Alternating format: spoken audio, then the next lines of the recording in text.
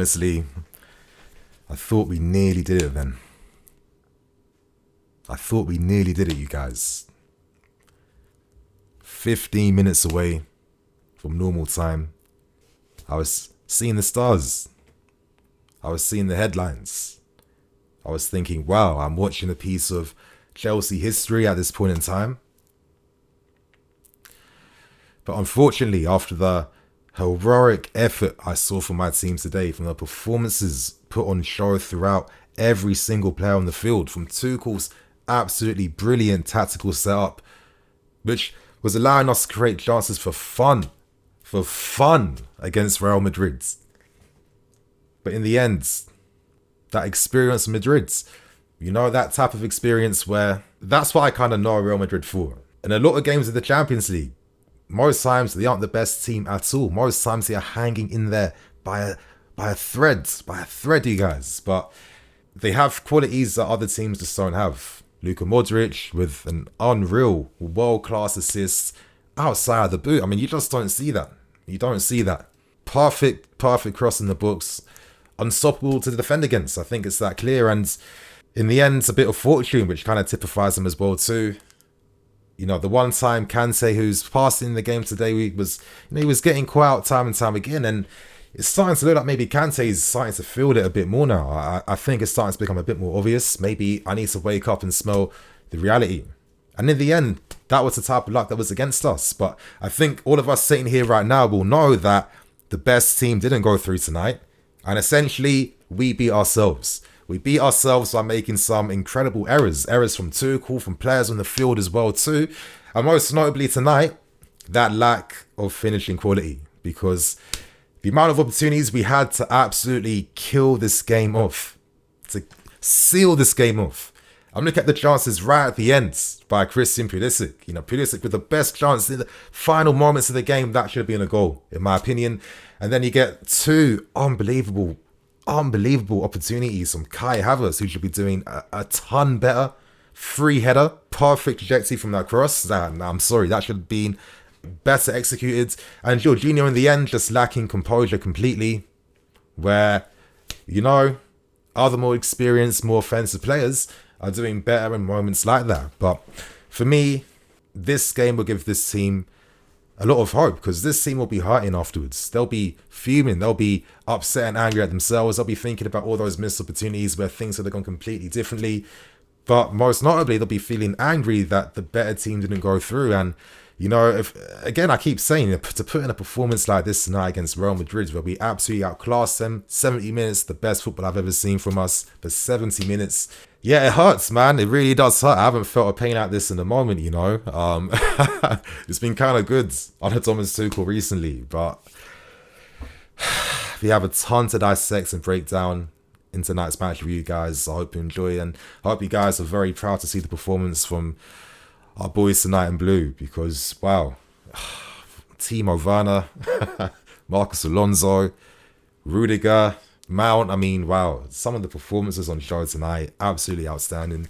And I guess maybe the best place to start up this review is by looking at that lineup selected by Tuchel. And I think we all kind of had that sneaking suspicion that the lineup and system we used against Southampton was going to be what we used exactly against Real Madrid. And if there's one benefit to take out from these past two games, is that in this system we create chances for fun. It doesn't make any sense. We make so many chances in this game.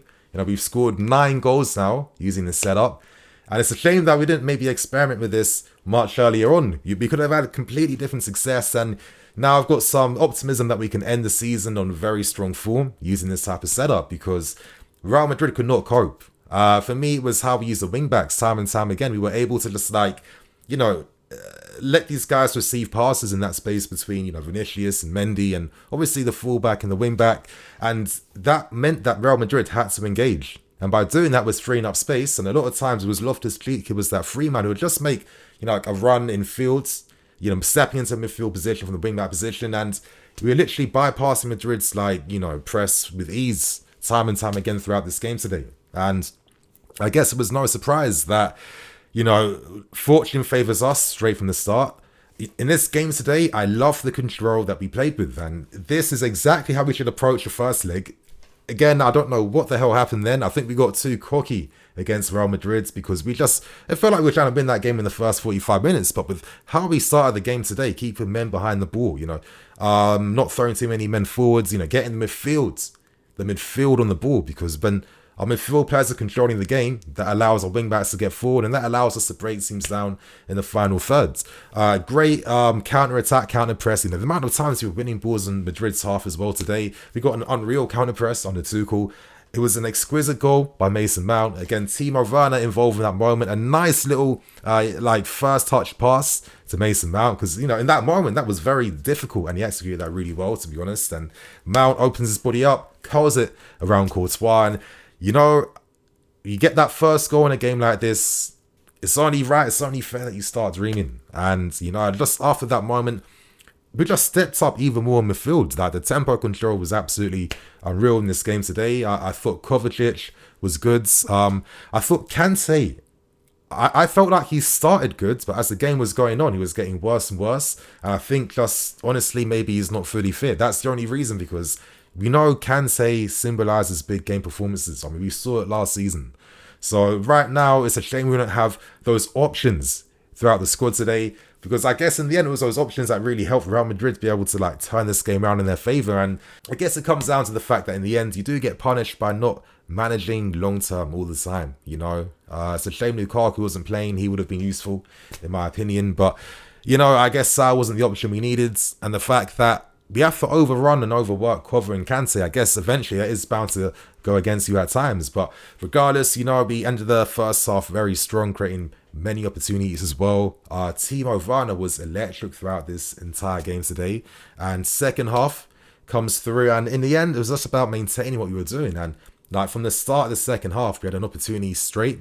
And that kind of set the precedent of what to expect. We were more adventurous. We pushed more men forwards. Reece James was stepping up a lot more now. I thought his containment of Vinicius Jr. throughout this game today is... this is why I tweeted it last week to you guys. He is a genuine world-class player that gets into any team across the world. It really is that simple. I was seeing Benzema at the end swapping shirts with Reece James, understandably, because the performance he was putting in at the back today, this is a performance of the highest level. The highest level. And I know those Madrid fans saw that and appreciated it too. But, he was getting forward a lot more, which meant that Loftus-Cheek could get forward too. And, wow, people tell me that this guy is, he's finished, he's done, he's had a bad season. I'm not really understanding anything about that whatsoever. I keep saying this guy is an excellent player to have in this squad. Not only is he very popular, well-respected throughout as well, and also he gets manager approval time and time again, because this guy's a top class player, and to play as a wing back for the first time ever, really, and to execute it to the highest level. You're playing against Real Madrid. He was forcing Mendy back time and time again. He was working in both halves and both boxes, and yeah, he was more adventurous in the second half, but this wasn't a game where he could just step forward for fun. He had to be very disciplined. He had to really make sure he was communicating with his man behind, which he did very, very well throughout the game today. And just his execution of keeping that ball in the final third, helping us gain that territory in their half, was just excellent throughout the entire game today. Loftus-Cheek has to get more respects, because for me, this guy's had a very good season. But again, things then... you start dreaming more, you guys. You start dreaming more. Rudiger scores from a header, exquisite technique, and throughout the game today, we just physically had that advantage over Real Madrid from set pieces time and time again. And it was only right we scored from one of them, but it's a shame we didn't score a lot more, to be honest, but I'll get onto that soon. And once that Rudiger goal goes in, you're thinking the pendulum swinging in our favour. And not long after that, I think all of us thought we did it. We win the ball off, I think it was Casemiro or Vasquez in the middle. Yeah, incredible counter-pressing throughout the game today. The ball finds its way from a Kante pass to Marcos Alonso. Bit of misfortune, of course, the ball kind of rebounds in a very awkward position, but the technique he showed using his right foot to just half volley that into the net. This guy has literally world-class shooting technique. He just knows how to strike a ball. But unfortunately, VAR calls it a handball. Now, I guess the law stating that even if it's by accident, if it touches your hands, it's automatically not going to be one. But you're just thinking in that moment, in that context, what could you do? I don't know. For me, that's always going to feel like a goal. And if we go through and up that early on, with that momentum on our side, of course, things become completely different. But I got a lot of confidence that it's going in our favour. But again, that didn't deter the team. And I guess that kind of galvanized us even more, because I guess it's time now to speak about one of the players of the game today. For me, that was Timo Werner. This is the best game I've seen from Werner by far. His ability to keep the ball was useful, and that pace that he possesses scares defenses, man. You know, Madrid defenders, as he's skirting through them, around them, on the outside of them. You know, he's creating space. He's helping us create space between the lines as well too. And you know, he was sharp today. He was confident on the ball, and that goal that he scored to make it 3-0. I mean, that I was getting flashbacks to that goal he scored, I think, last season, the Lampard. Wow, all those things used against him. You know, lack of composure, technique, dribbling ability. I guess he's been taking that personal, because wow, I didn't even expect that from him. And that made the goal even more spectacular, in my opinion. Yeah, a little bit of fortune to go on the net, but I mean, to have that composure to delay the shot. For me, that was a goal worthy of pushing the team through to the semi-finals of the Champions League. But Real Madrid, you know, when they're down and out, I guess that's when they're the most dangerous, because when you've got world-class players who individually are some of just the best technicians on the planet, there's going to be times where they can put off the spectacular, and there's nothing you can prepare for. There's nothing that you can do to stop it. You just have to embrace it. Don't take it too personal or move on, because the pass from Luka Modric, unfortunately, I think it was a Kante missed possession as well.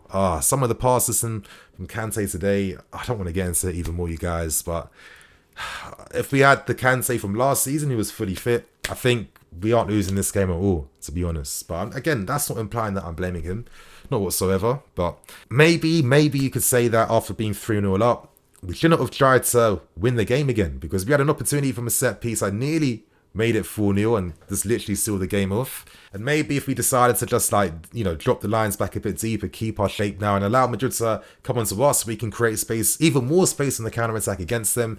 Who knows? But again, it was an unfortunate moment, an uncharacteristic mistake, which kind of typified our entire legs against Real Madrid. And again, quality will come through. So, of course, quality, of course, will come through. But it wasn't just over then. We still had some great opportunities to win the game again at normal time, making it 4-1. Pulisic came on to replace Timo Werner. Werner was tired, of course, and that's to play in other games too. Pulisic didn't have the greatest of impacts, in my opinion. I think for me, he just felt a bit lightweight. At times, you know, he wasn't making himself physically assertive. I felt like he wasn't closing down men with as much intensity as what I was seeing from your Havertz's and many other players as well too. And I guess having like really just being thrown into the game, maybe that lack of momentum literally works against him, because the first chance he missed, I can kind of understand that a little bit. I can let him off. But for the second chance, just hoping for better execution. I mean, you know, we're still looking at top-class players here. You know, top-class players can do top-class things on the ball. That was an opportunity then to seal that game, especially after the flowing moves. And, you know, I think ultimately, as the game kept going on, I think what really beat us in the end was that lack of fitness. I mean, we literally put in such a shift today, and you know, the few times we got caught in the transition, we weren't able to just quickly get back in time to stop them. Again, faults of our own error. Kante trying to loft the pass over the top to find Reece James, and you know, when Reece is going there, he's relying on you to get that pass right, because he's taking a big risk. And the fact that it got rebounded off quite easily and then of course falls into the hands of Vinicius, I guess it was really a matter of time that he was going to do something once he was given some space. But I guess could Silva have done better in that situation? You know, he kind of should have forced Vinicius to be on the outside, allowed him to just cross the ball in quite easily. I don't know, but I mean, carrying Benzema, I mean, this guy is probably the best header of the ball in world football. Doesn't need many chances, but when they come, you're expecting quality and a goal every single time now. You can't stop that, and going 3-2 down, you just still felt like we still have that last chance in us. But I guess this is currently the difference between where we're at and Real Madrid's, because they don't need to create 10 chances to win a game. We have to, and I guess a lot of that comes down to inexperience at times. I'm looking at Pulisic missing a few chances. I'm looking at Kai Havertz as well too. I mean, we can't sit and pretend that, you know, it's not the first time he's missed chances. I feel like that's definitely something he has to improve on even more and get better at. You know, that header, a player of his quality as well too. Unmarked completely. You know, incredible ball in from Reece James. That should have been a goal, man. That really should have been a goal. But, you know, I'm not going to fault his effort. I mean, unreal work rate. And I like that moment when he was squaring up to Vasquez too. Just, he likes to like, really tower over his man. He really likes to use up his whole frame. He was great today, as well as Rudiger. I mean, what a king. What a lion. I mean, what a warrior, man. This guy signed the deal tomorrow, please. He has to stay because he's one of the best centre-backs in the world. His stock's on the rise even more now after this game. Everyone's going to know what he's about even more. Absolutely unreal. Yeah, Ruben, Mount, I mean, I can go on, man. But unfortunately, the Havertz miss, that Jorginho miss in the end too. So there's the fact that the referee just didn't really seem to be working in our favour in the end. Just literally falling for every trick in the book from Real Madrid. And what I hated the most was that he wasn't allowing plays to go on. It's constantly slowing things down. But yeah, you guys, we got close. We got close. I thought history was about to be made tonight. Absolutely dominating them. Play them off the park. But in the end, we kind of created our own mistakes by creating them and then not finishing them off to begin with. But again, nothing can be taken away from the effort we saw. I think even more respect has to go to these players. I think a lot of times, us fans, it's very easy for us to just be criticising from our phones, our computers, our laptops, our tablets. You know, it's putting a performance like this today when it really matters. Everyone wrote us off completely. You know, we have to show these guys a lot more respect and respect them for the top quality football players and professionals they are. So you guys, on that note, I'm EFC. This is Blue Lines TV. I'll catch you guys later with some more videos. Cool.